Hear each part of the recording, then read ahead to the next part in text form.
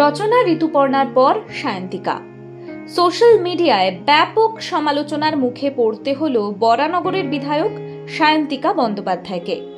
তিলোত্তমার বিচার চেয়ে এর আগে শঙ্খ বাজিয়েছিলেন অভিনেত্রী ঋতুপর্ণা সেনগুপ্ত।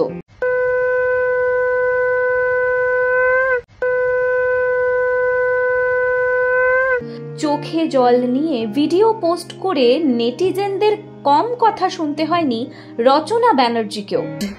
যে আমি বাড়িতে ঠিক করে পৌঁছবো তো, আমি বাড়িতে ঠিক করে পৌঁছতে পারবো তো, কেন হবে বলুন তো?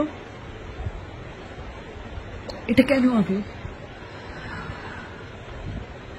মাথা উঁচু করে বাঁচবো, মাথা উঁচু করে চলবো।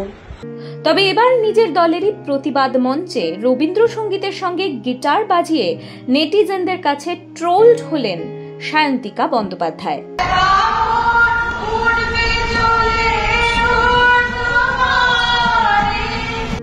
যদিও এটাই প্রথম নয়, সোশ্যাল মিডিয়ায় এর আগেও সায়ন্তিকাকে দেখা গিয়েছে গিটার হাতে। কিন্তু এবার প্রতিবাদের মঞ্চে গিটার হাতে দেখে শুধু সাধারণ মানুষই নয়, বিরক্তি প্রকাশ করলেন অভিনেতা জিতু কামালও। জিতু লিখেছেন, এটা বড্ড দৃষ্টিকটু। একসময় বাংলার রাজনীতির দিকে গোটা ভারতবর্ষ তাকিয়ে থাকত। স্বাধীনতা আন্দোলনেও বাংলার রাজনীতির ভূমিকা ছিল অগ্রণী।